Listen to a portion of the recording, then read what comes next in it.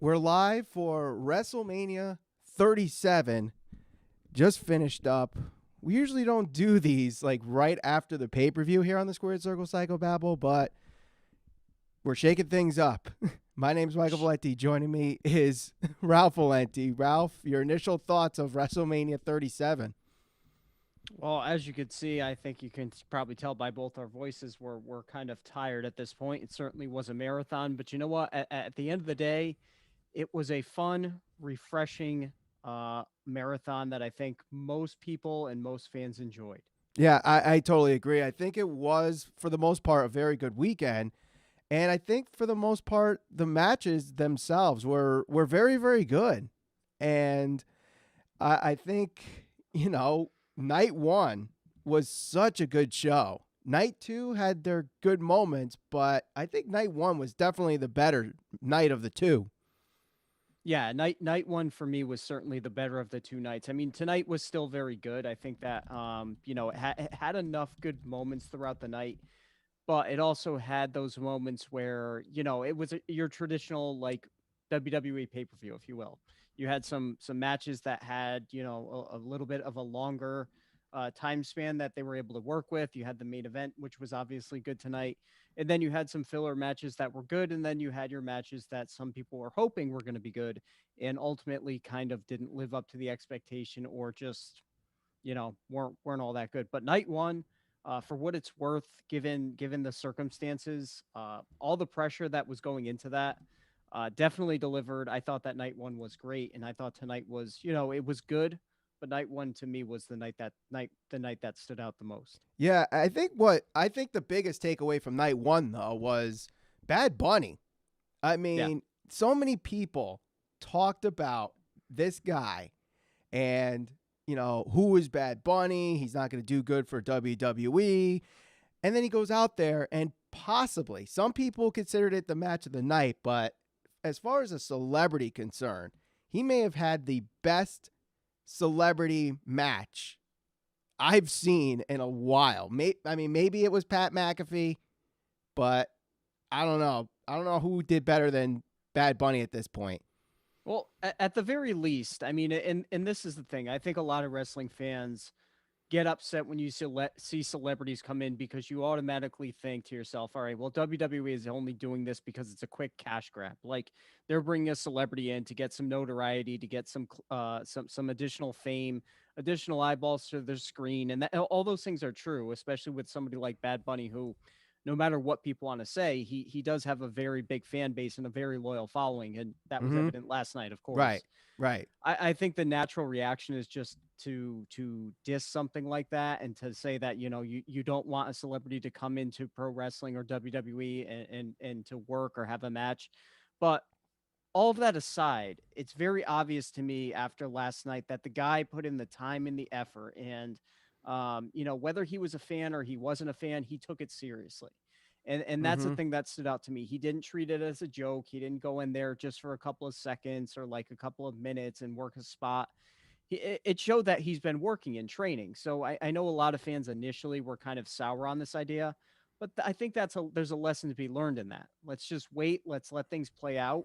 If it works, it works. If it doesn't work, it doesn't work. But at the end of the day, you want to be entertained and you want it to be fun. And last night that match was a lot of fun. It had a lot of really cool moments, and Bad Bunny worked his ass off for what it's worth. Right. I totally agree. And I think the spot that I think everybody's talking about is just the sheer fact that that Canadian destroyer, Yeah. like, I mean, you see it so much from like today's wrestlers. Everyone's got to do a Canadian destroyer, but from a celebrity to do it, that's pretty damn impressive considering the guy's only been training for what, like 2 months? Yeah, something like that. I mean, and I think that not only that, but I think the spot of the night, or maybe even the thing that might be getting talked about most is he paid attention to the tag rules. Yes, he did. And did you So see? Did you happen to see Dax Harwood tweet about this? I did, and that's why I bring this up, because I know that's something that we talk about quite a bit on this show.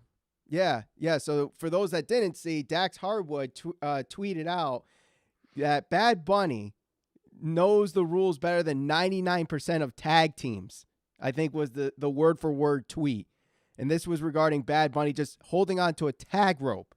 So, I mean, Dax is kind of burying his own, his tag team division in AEW because a lot of them don't do stuff like this. Obviously, tag teams in WWE or NXT. I mean, this is stuff that happens throughout pro wrestling.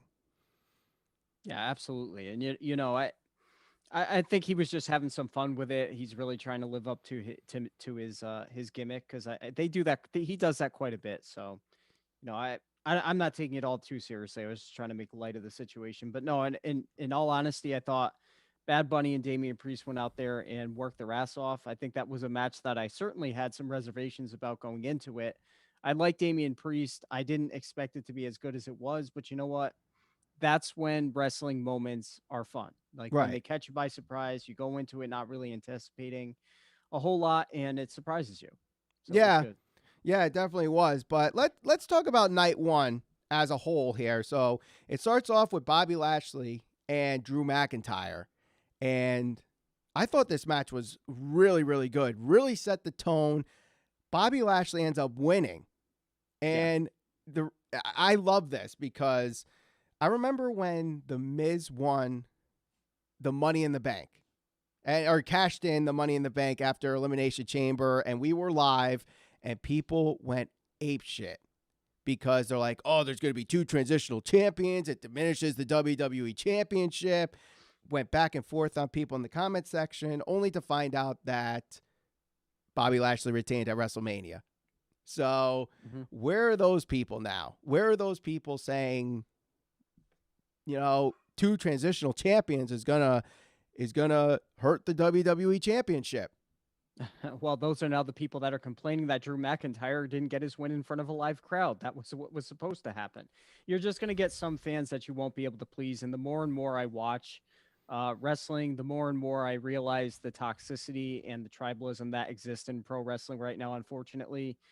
As good as night one was, I really wasn't all that surprised to go through like Twitter and social media and just find people complaining about, the littlest and craziest of things just to nitpick on, just to diminish it, and it's like, especially a night like last night where whether you're a fan of WWE or you're not, going into that, where not only did the show deliver, but the fact that we were actually able to have a show where there's fans and it can be fun again and just kind of feel like it's somewhat normal, and to see some of the things people are complaining about, it's just crazy to me, but it is what it is. I mean, at the end of the day, I thought that match itself was very good. It was Drew McIntyre.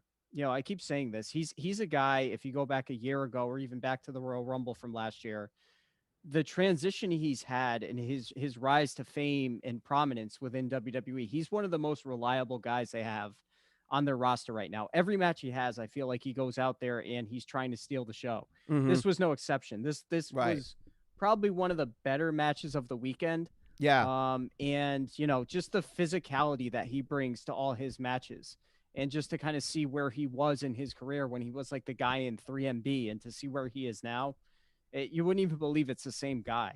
Exactly. So kudos to him, and kudos to WWE for not deciding, you know what, Drew, we appreciate everything you did, but we got to run with Bobby Lashley, because I'm sure they did catch wind of everybody kind of suspecting that he was going to be a transitional champion.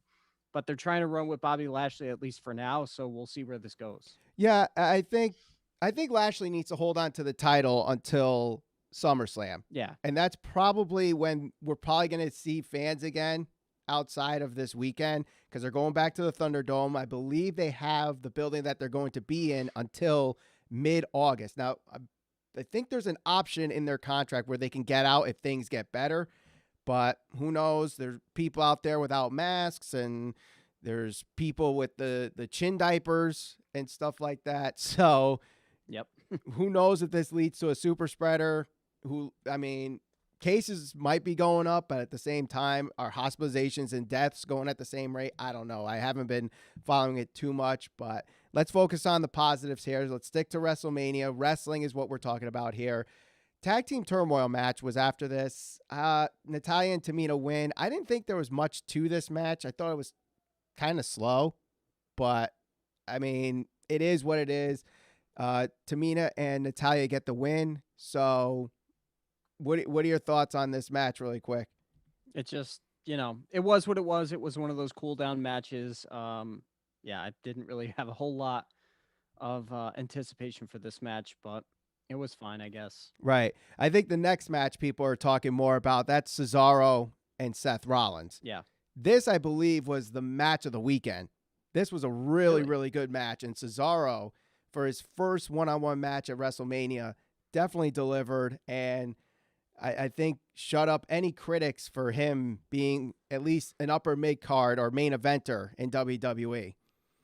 Yeah, no, this match was also very good. I thought it was fun. I like the way that it worked at a different pace than the match like Drew and Bobby Lashley did. Like it was a little more fast-paced. And, this was one of the things where people were kind of tweeting out that I was a little surprised about, that some people were saying it was more like a video game type match. And, sometimes people talk about matches in that manner and they say it looks like they're playing a video game out there, but I didn't think the swing aspect of it or anything like that led me to believe it was similar to any of those video game type matches. If anything, I thought that the way they built the match around the swing and having Seth kind of counter that several different times throughout the match, like he actually prepared for it. Mm-hmm. I like that aspect of it. I thought Seth actually worked a really good match and really strong match last night. He showed a little different offense than we normally see from him. Yes. That corkscrew off the top rope was Yeah. awesome. I think both of them went out there to try and prove a point, and I think they both delivered in a big way. And one thing that I'm surprised that they allow, I don't know if it was allowed or he just did it and asked for forgiveness afterwards, was the buckle bomb. No, I'm talking about Cesaro, the air spin.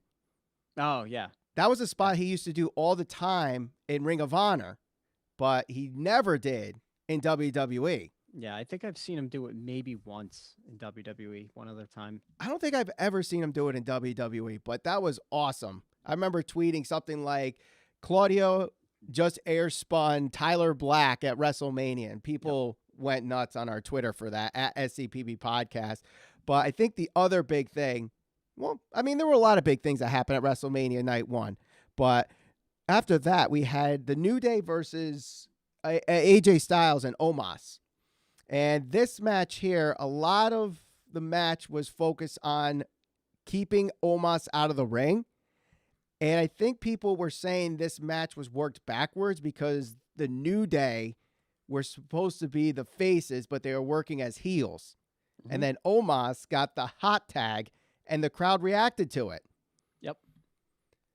I agree 100%. I was in that group of people who felt like the match was worked a little strangely. And, I think naturally you're going to get some fans that will cheer the heels, and especially if it's AJ Styles, but I do feel like they were working towards the hot tag and fans were definitely anticipating seeing him in the match. So I definitely felt that way. Yeah, I totally agree.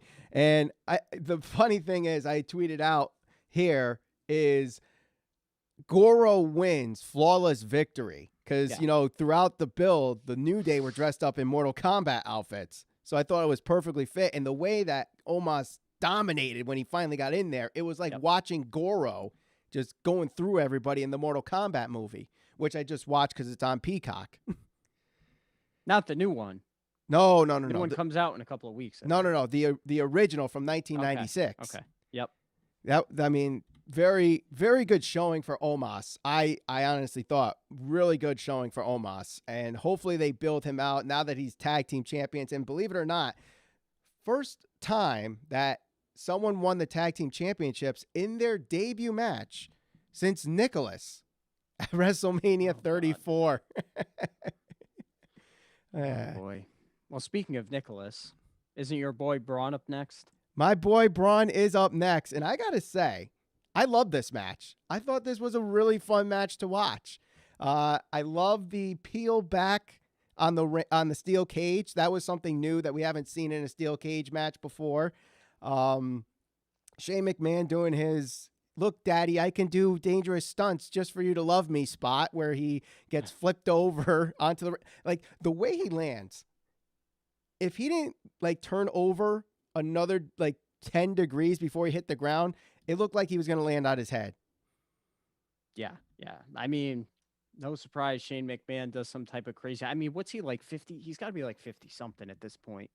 Yeah, he's in his He's taking 50s. some crazy bumps for a guy that is, certainly a little older. But Right. Right. this is again this is one of those matches where you know how I feel about Braun Strowman. I thought that this match definitely exceeded my expectations. It was a fun match. I liked the spot where actually Strowman like ripped through the cage and pulled Shane back through, which ultimately led to him throwing him off the top of the cage. Mhm. I didn't have any issues with this match. This is one of those ones that kind of surprised me. Yeah, I mean, I think the build to this, I'll admit, even as a Braun Strowman fan, the build for this match was terrible. Yeah. The whole storyline, the gack and the slime dumping, what was that, 2-3 weeks ago? The false advertising at Fastlane, such a stupid storyline. And no pun intended, but the delivery of this match exceeded my expectations of it, and Braun just showed the way that Braun should be booked is how he was booked at WrestleMania this weekend. Yeah. And it really, if they continued that Braun, he could be a huge star in WWE, but they don't always do that with him.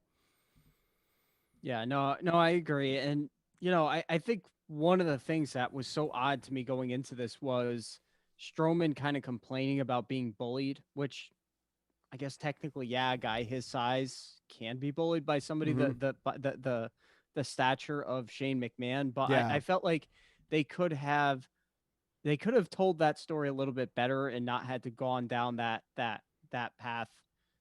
But it was okay for what it was worth. It wasn't meant to steal the show. I think they got something like 10 minutes, Right. 12 minutes, whatever. Right. It was fine. Yeah, it was. But we already talked about a little bit Bad Bunny and Damian Priest against Miz and Morrison.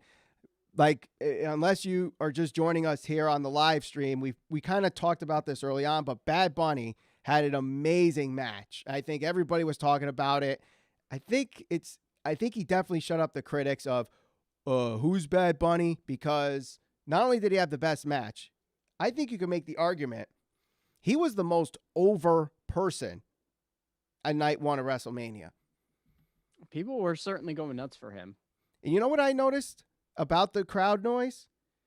It seemed like a lot of high-pitched screams, like that of Certainly women. There were definitely women screaming for Bad Bunny over the men. And trust me, there were a lot of people going nuts for Bad Bunny. And I think as he did more and more high spots, it just got bigger and bigger and bigger. So, there's a way that people can still get over in professional wrestling if you just do the basics. And Bad Bunny did more than the basics, but props to the Miz and Morrison for making him look like $1,000.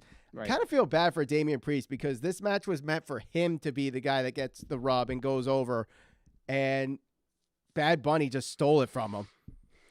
Well, I think the crowd definitely reacted to him and reacted to the hot tag. So, I don't think all was lost. But if we're being honest here, Bad Bunny is a very prominent guy. Like I said, he's got a very loyal fan base, and I'm sure some of the people in attendance were some of those fans. And Damian Priest is still relatively new, and he's still trying to find his footing and his place in WWE on the main roster, at least. So, I can't say it's all that unexpected, but his time will come. Right. After this match, though, we have the main event of night one, which needed to deliver because of, I mean, if Bad Bunny just had the biggest match of the night and the biggest pop, this match needed to deliver Bianca Belair and Sasha Banks for the SmackDown Women's Championship. And they did. They really delivered. And I'll admit, I was nervous for Bianca because when they first start the match and she's standing there in tears, I'm like, oh crap, the nerves are going to get to her. And I thought there would be botches because of that, but they took their time, they slowed down, and they worked the match, and she did a phenomenal job. Yeah. And going into night one, I don't think there was any two individuals under more pressure than these two, especially after Bad Bunny went out there and did his part. You know, Mm-hmm. you can make the argument that Bad Bunny had a lot of pressure on himself going into that match because of all the things people were saying about him. But at the end of the day, these two women, who even Michael Cole said it, he pointed out the thing about two women who are African American going in there and main Yep. eventing for the title. And I know a lot of people don't make it about race, but at the end of the day, you have to at least acknowledge the importance of that part of it, because that was a big part of why Bianca Belair was reacting the way she was reacting, because they realize and they understand how far. I mean, think of how long WWE has been in business to get to Mm-hmm. that point where you have two women who are main eventing, and not only that, but expected to have a great match, Right. because that's what everybody was expecting from these two. Mm-hmm. So having those two show that emotion, yeah, of course I was nervous and I wanted them to deliver, and I wanted Bianca Belair to go out there and do as good as I thought she could do. And I wanted Sasha Banks to prove everybody wrong, because if you go back a couple of years ago, think about Sasha Banks. She was at that point in her career where she didn't necessarily want to be in WWE, and now Right. she's main eventing WrestleMania. Yeah. So, yeah, no, this match was great. I watched this already probably two different times. Exceeded all my expectations. Stole the show night one. I can't say enough about it. That is literally the type of thing that you guys live for. It's for those type of moments. Now, I have to bring this up because someone tweeted me this. So the finish of the match was Bianca whipping the hell out of Sasha Banks to the point where she got a little, like, I shouldn't say little. That thing was a damn cut on her ribs. So someone tweeted me saying that Bianca should have been disqualified for using her hair as a whip. Would you agree with that? No. And I'll tell you exactly why I don't agree with that. Because the whole match, or at least a big portion of the match, was Sasha Banks using her hair to her advantage. And by her advantage, I mean Sasha using it to gain, a certain position, or to manipulate a position, or to grab onto it to get out of a maneuver or reverse a maneuver. Mm-hmm. So if it's okay for Sasha to use her hair in that aspect of the match, it's okay for Bianca to use her hair as part of, it's not a weapon. It's no different than kicking or whatever else. I mean, it's not like she choked her with it. Right. Sasha Banks legitimately used her hair against her in certain Right. situations, and she didn't get disqualified. So Right. why would you make the suggestion that, Bianca should be disqualified for that? No, I don't think so. Right. And not only that, it's part of her body, just like a foot or a fist or an elbow or a shoulder. Like, it's not, I mean, she just grows her hair long and uses it to her advantage. So, Yeah. I mean, I would not say, oh my God, she's using it as a whip. Like, if they found out that there's a whip inside her hair, like Lex Luger had the metal in his forearm back in 1993, I could see that. But no, it's her natural, I think, natural hair. Maybe it's an extension. I don't know. But either way, it's her hair. It's attached to her. So Correct. it's fine with me. I'm going with that. But you bring up the race thing and how far WWE's come. And I do have to make this point. Last night, WrestleMania night one, every winner, with the exception of Braun Strowman going over Shane McMahon, had either a foreigner or a person of color win the match. Yep. So And not even just for that, but I mean, you talk about WWE, and you think of all the narratives over the past 2 or 3 years, right? Brock Lesnar's a part-timer. He's not there all the time. He's not defending the championship, stuff like that. They're putting part-time guys on top. I mean, Bobby Lashley, somebody who was not a champion before. They invested a whole year in building up Drew McIntyre. Yep. Damian Priest was involved in a match and he got the win. Bianca Belair, Cesaro getting a win over Seth Rollins. So even though people want to complain about all the wrongs that WWE does, and yes, Monday Night Raw might not be the best show tomorrow night, and the storytelling sometimes is not what we want it to be. But I don't want to lose sight of the fact that they are literally trying to make right on certain things here. And at least night one was certainly an indication of that. Right. Now, before we go to night 2, I just want to, first off, thank everybody so far that's joining us on this impromptu live stream for WrestleMania 37. If you want to donate to the Super Chat, we'll give you a shout out. And if you have a question, we'll answer it for you as we head into night 2 of WrestleMania, which just finished up about, 45 minutes ago.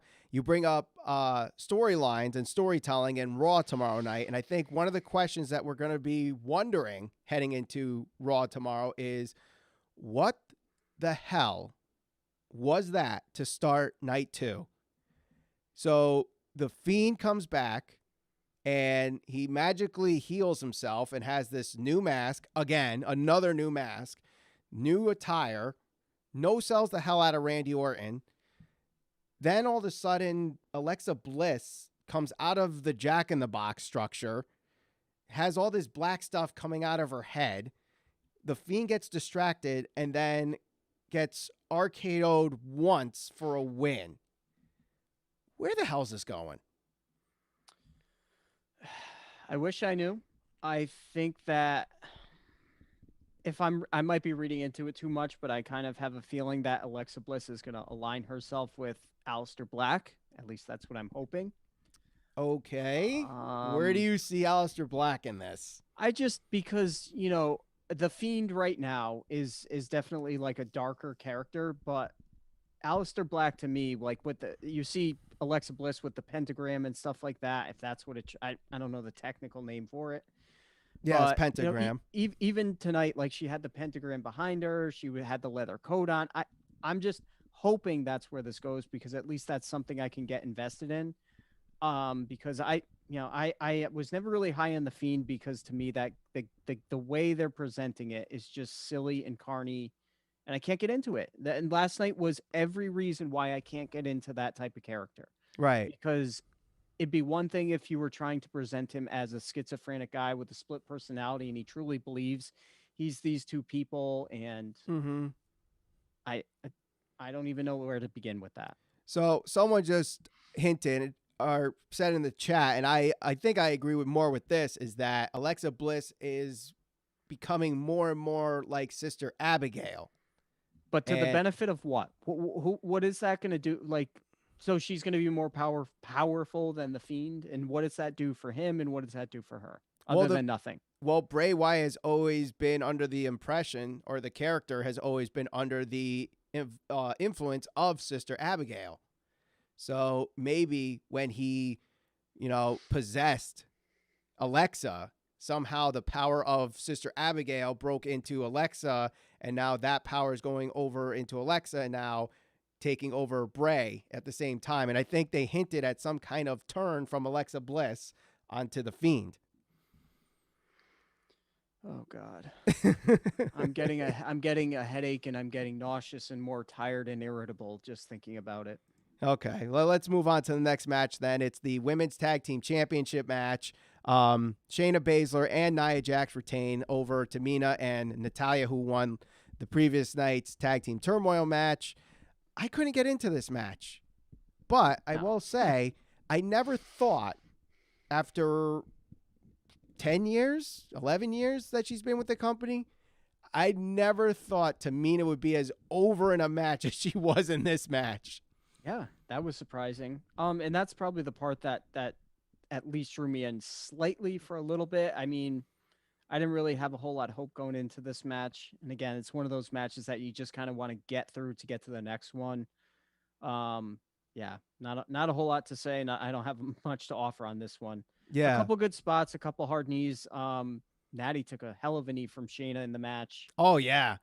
That surprisingly, that wasn't even the hardest knee of the night, but this match was what you'd expect it to be, I think. Yeah, I think the problem was the Fiend and Orton wasn't that good of a start, and then this match wasn't much of a great follow-up either. So night 2 starts off with two matches that I think a lot of people could live without, and they really needed to follow it up with a couple good matches just to get back into the swing of things after night 1. And we got the next match, which was one I think people were excited about, and that is Kevin Owens and Sami Zayn, which was a good match. Logan Paul does not get involved during the match, but afterwards, Um, Logan Paul looks like he aligned himself with Kevin Owens, but Kevin Owens gives him the Stone Cold Stunner, and Logan Paul, give him credit, he sold the hell out of that match. The stunner, he certainly sold the hell out of that stunner, absolutely. And these two got the night going, gave the night a little CPR, brought it back to life, pumped a little bit back into the crowd because it was certainly needed after the first two matches. And I wouldn't expect anything else. This was one of the matches I was hoping delivered, and it certainly did. Who was the better seller over the weekend? Was it Bad Bunny or was it Logan Paul? Bad Bunny was good because it was like natural, and it's more impressive to me because he had to actually do it throughout the entirety of the match, where Logan Paul, it was like, take the stunner, they'll replay it a couple times, and he'll be out of the ring in no time. So I'll go with Bad Bunny on that one. Yeah, Bad Bunny was really good. And I know I'm going backwards a little bit here, but I kind of just got this question in my head because this was brought up a couple weeks ago in some interview where someone, I won't name his name, said that Shaq was the best celebrity wrestler ever. Was Bad Bunny better than Shaq? Was he better than Pat McAfee? Was he better than Lawrence Taylor? Is Bad Bunny the best celebrity wrestler? Maybe in ring wise, I guess you might be able to make that argument. He didn't draw more heat than Andy Kaufman. Oh yeah, that's true. That's true. But then again, he's not expected to draw heat. Well, I think for a little bit he had go away heat, but after last night, I think he's good. I think people accept him now that he's proven he can carry himself in the ring. Right. Someone asked a quick question here. Why does the Fiend look different? Is it even Bray? It's definitely Bray. It's definitely Bray, but it's the mask. The mask looks different. The attire, the top is different. He may have lost a little weight than when he was gone. I know some people were thinking it's Bo Dallas playing the Fiend, but no, it's not. I heard that too. But I don't know. Someone's saying, I don't know, because they covered his arms. I mean, there's a lot of things here, but let's progress now to Sheamus and Riddle for the United States Championship. What are your thoughts on the Birds with Matt Riddle? I don't know what to make of it. I don't really understand the significance of it.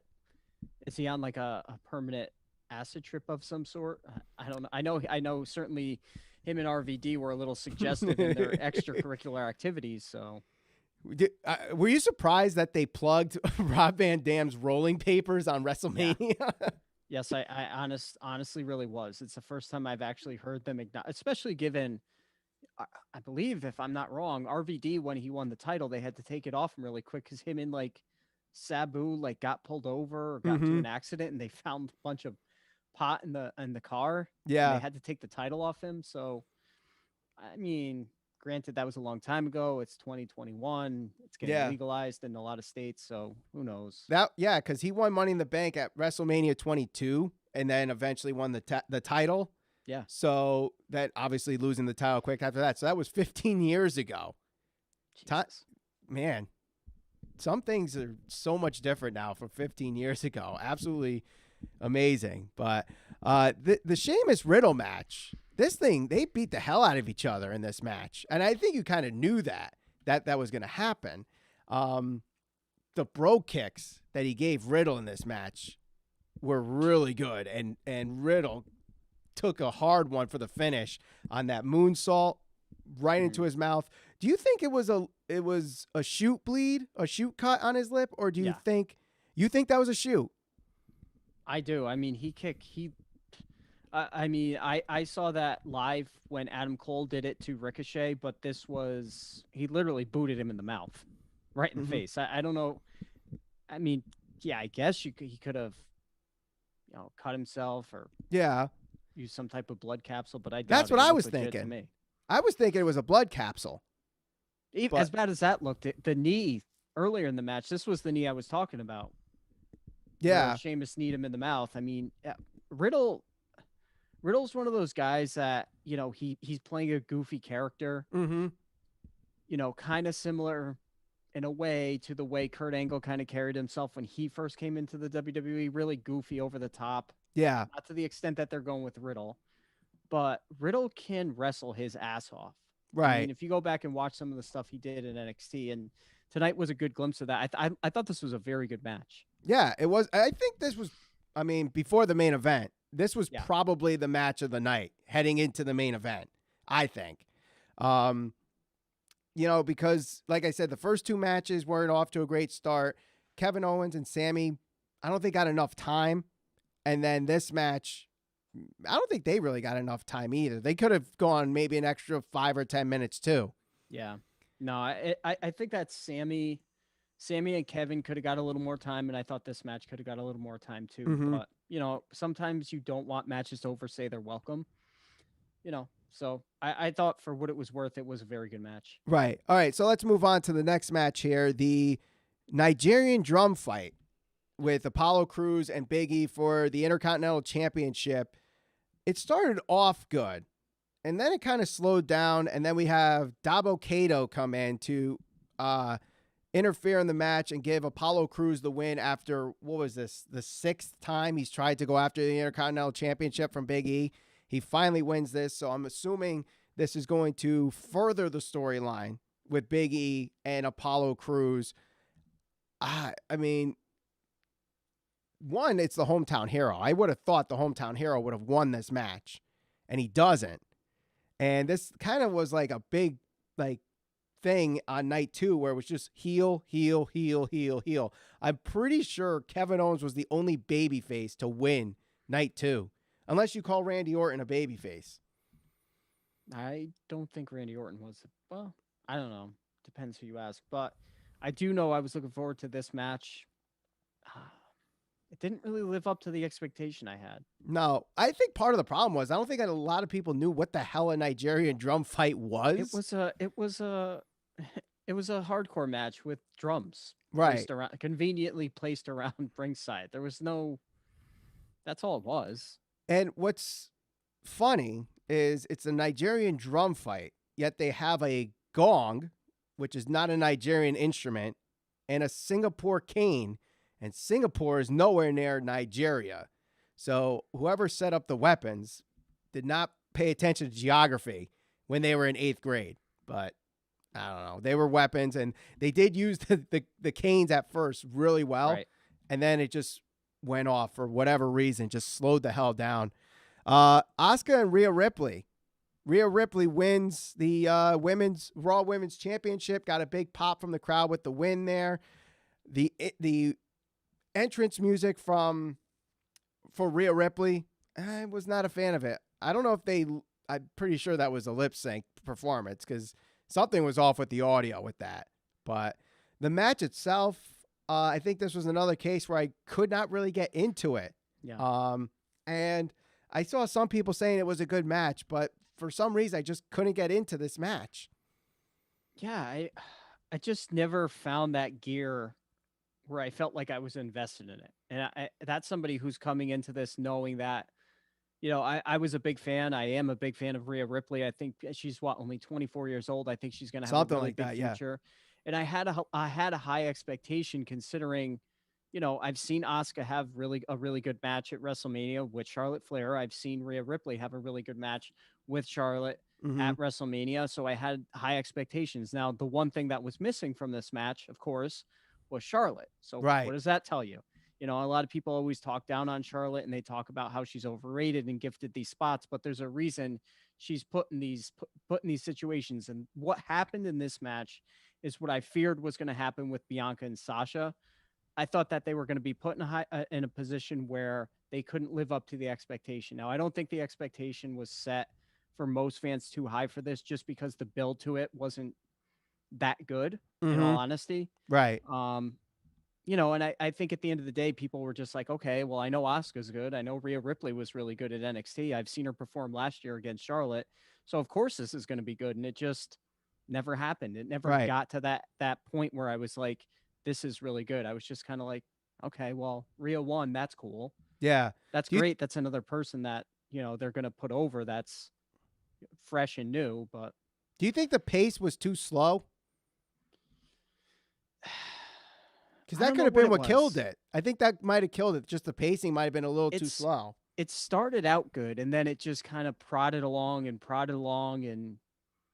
it just I guess that could have been it. So like the cadence of the match just never got to that second gear. It never really got out of just first gear and just kind of cruise controlled straight to the end. Mm-hmm. All right, so let's go to the main event. It was Roman Reigns versus Daniel Bryan versus Edge. And I think a lot of people were interested in this because they wanted to hear the crowd. Obviously, we haven't had a crowd throughout this whole storyline. We haven't heard the crowd since Roman came back and this whole new character. Would he get booed? Would he get cheered? I think a lot of people thought he was going to get cheered because of like, oh my God, he's the greatest character ever. But he got more heat. He was getting Roman sucks chants, and he played it off so well. He was awesome tonight. So good. So amazing. Yeah. Well, the heel got booed, which is what you'd want to see. And that was one of the things I was kind of questioning going into this because my wife had asked me, who do you want to win the match? And I'm like, I don't know. I really didn't know. Who, like, you always have somebody you think is going to win and then somebody you want to win. Like, I knew I wanted Bianca to win. Mm-hmm. But I didn't know if she was going to win. Right. And I didn't know who I wanted to win going into this because I didn't really have that emotional investment to one guy. I liked all of them. And I didn't know if the fans were going to be able to react a certain way because I felt like they're either going to be invested in all of them, but wasn't the case. Roman got booed, which is good for him. Right. He's supposed to draw heat. Yep. Surprisingly, Edge got the biggest reaction. I thought Daniel Bryan, I was fearful they were going to boo him.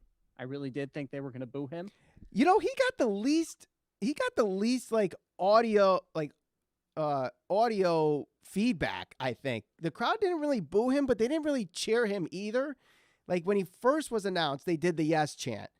But other than that, he didn't get much of feedback either way. He was very neutral, I think. Well, whatever he lacked from the fans as far as cheering for him, he certainly made up for it in the match. Because again, this was another very good match. He worked his ass off. Edge, I think, silenced a lot of critics tonight, especially those kind of going out there and spinning the narrative that he's too old, he's out of shape, he's a part-timer, he can't go. Yeah. I thought everybody played their role perfectly. Right. We did get a super chat here, $5 Australian from Dion. He says, "Hey guys, thanks for the content and honest opinions. My question is 6 nights of WWE, the future for WrestleMania week, or just one 12-hour show?" Whew. I don't know if I could do one 12-hour show. That's a lot. That's a lot. 12 hours is a lot of wrestling. That is a lot of wrestling. What do you think of 2 nights, though? For WrestleMania? Yeah. Love it. Think they should do it every year.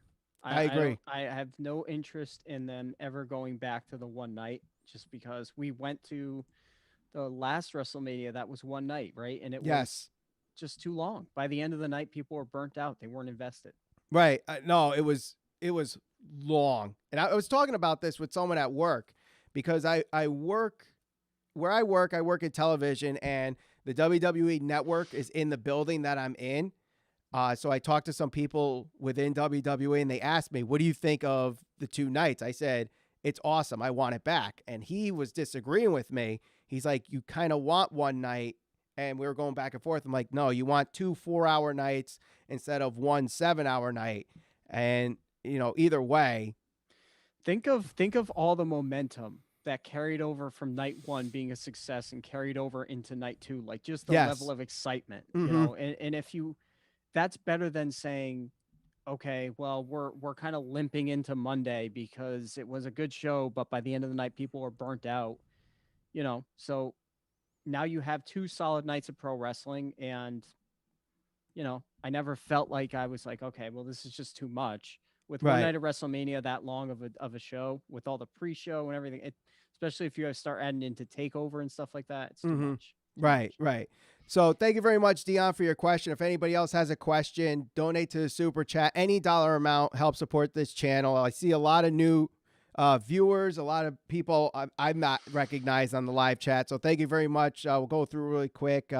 Tommy Salinas, Larry Gonzalez, Athul BS, Chaos, Resale, Sands, Jamie Williams. I know I've seen his name a few times in the comment section.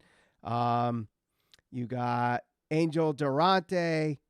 If I mispronounce these, I apologize. But thank you guys so much for joining us so far here. Continuing on with the main event. Edge, I thought I thought he was going to get booed, but he ended up getting cheered heavily, really heavily. And he was the star of this match, I think. Yeah. Yeah, I think he was definitely the star of the match. I think that he silenced a lot of critics. I think that, this past week, just the stuff that he did on Talking Smack and SmackDown. I mean, my God, there's not many people that can do that in WWE anymore to just really give you that emotional feeling. Mm-hmm. And I think that people genuinely wanted to see him complete the comeback story tonight, and yep, just was. But here's the thing. It's a tough spot because you have Roman, who's doing the best work as a heel, and I just didn't see that as being something they were ready to give up just yet. No, but you look at all three guys, and they have comeback stories. Daniel Bryan was forced to retire because of his concussions. Yeah. Edge was forced to retire because of his neck. Roman left because of leukemia, and they're all main eventing WrestleMania this year in a triple threat. Yep. Someone had to win for their big comeback win at WrestleMania. Now, Roman kind of had one at WrestleMania 35, and we were there for that, but it was a rush storyline, was in the middle of the card, kind of a filler match with Drew McIntyre. Most people forget about it, but, he reigns at this match. For the Universal Championship. He was really good acknowledging the crowd when they were chanting Roman sucks.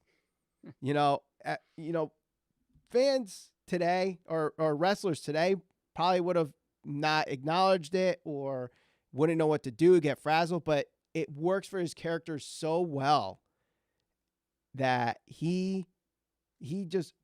this is the Roman that we wanted for years, and we finally got him. And the fans, whether they really hate him or they are playing to it, was perfect. And this is what Vince was looking for and what Roman was looking for with this new character. Yeah, no, I agree 100%. He is performing at a very high level, the best he's done in his career. Just the level of confidence that he has in himself and his abilities right now is kind of off the charts. And that's why it kind of sucks to be Edge, because it's like he came back at a bad time, unfortunately, because I don't know if they anticipated Roman being this good. And then Daniel Bryan kind of catching on, and it was what it was. It was a great match, though. Right. We did get another super chat here from Tommy Salinas. Thank you very much for your $4.99 donation to the super chat party. What's next for Drew McIntyre is his question. That's a good question. What is next for Roman Reigns? Or for Drew McIntyre now that he lost the match to Bobby Lashley? Now, they did a great job protecting him where he did not tap out to Bobby Lashley. He passed out to the Hurt Lock, so they could obviously revisit this match again. I would like them to build him up between now and SummerSlam, have the rematch with Lashley, and he beats him at SummerSlam. With a crowd. With a crowd, yes. Yeah. Yeah, and I think that's fair. I think that's a realistic expectation to set because, he was the guy that carried the company on his back during the whole pandemic. Yeah, so. Definitely. Got another quick question here. Who will Roman lose the title to? If not tonight. I don't even know. What if they decide to shake things up and they revisit Drew? I don't know other than that right now if there is a guy that can touch Roman. Unless they do go with Edge somewhere down the line. Unless the reason why they had Big E drop the title was for him to win Money in the Bank, which I believe you predicted earlier this year when we did our year predictions. I did. He wins Money in the Bank and cashes in on Roman. It's possible. I still think Big E has a long way to go. Well, I don't know, because, it all depends on what they do with the opportunities they're given. Big E's short title run was good. He showed that he can do stuff outside of the New Day. Cesaro, we'll see what happens with him. You got to imagine that people are always going to still bring up Brock's name because that's still a big money fight. Yep. Especially considering Heyman and all that stuff. So maybe you bring Braun Strowman over to SmackDown and he gets the title back from Roman Reigns. Nah, no one's interested in that. Oh, but come on. He just had the big win over Shane McMahon in the steel cage. He did say he's not through with him. He always said that. Yep. And eventually Roman Reigns is going to get these hands. That's what I think is going to happen. It's going to be Strowman. But obviously I think we agree on this. Which night was better, 1 or 2? Night 1. I agree. Match of the weekend. I'm going to go with Bianca and Sasha. Historically, that will be the one that gets highlighted, remembered. Tonight's main event was still very good, but the only thing that I think could have happened that would have made that like a true WrestleMania moment was if Edge ended up completing the comeback, because that could have been something that, they revisit. But for historical reasons, for the fact that it was night 1 where fans were back and all that type of stuff, I'm going to say Bianca and Sasha because they killed it. Who came out of this the big star of WrestleMania weekend? I probably Bianca. I would agree. Bad Bunny. There's a lot of people that came out that's looking good. Cesaro. Yeah. Lashley. I mean, everybody who won came out of it looking good for the most part, which is at least on night 1. At night 1, the winners looked strong. And I think that, and the fact that there weren't, part-timers that took a part of the card or, the status quo with the exception of Roman Reigns, they were a little unpredictable with their decisions here and who won their matches. I think a lot of people were assuming McIntyre was going to win the title back, and he didn't. They kept it on Lashley. I think some were assuming that Roman was going to retain, and he did, but Edge and Daniel Bryan made it competitive and made it seem like they both could have won that match. I thought, as far as match of the night, I would have gone with I'm going with Seth and Cesaro as match of the night. I a near second, Bianca and Sasha, and Bad Bunny in that tag match. Night 1, I think, was easily better. The star of the weekend, I believe I will go with Bianca Belair. And, I watched The Bump this afternoon, and they interviewed her. She just gets it.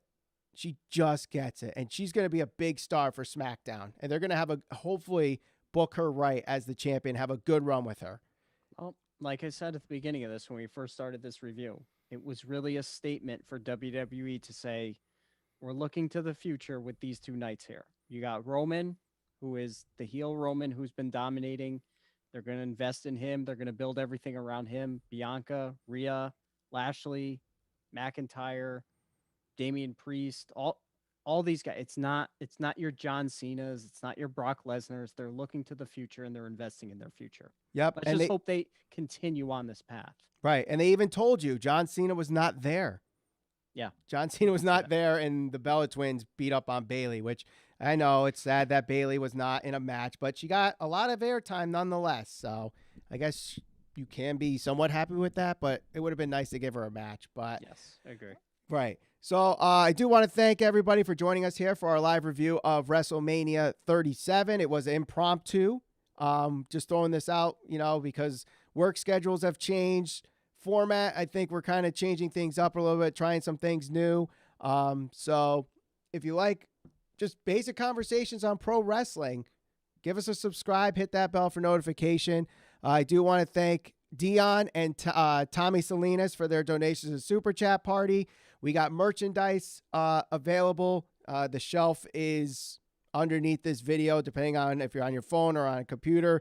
10% off with the promo code SCPB10, SC squared circle PB Psychobabble 10 at checkout. Links in the description too. For Ralph Valenti, my name's Michael Valenti. So long, guys. Have a good night. Hope you enjoyed WrestleMania 37.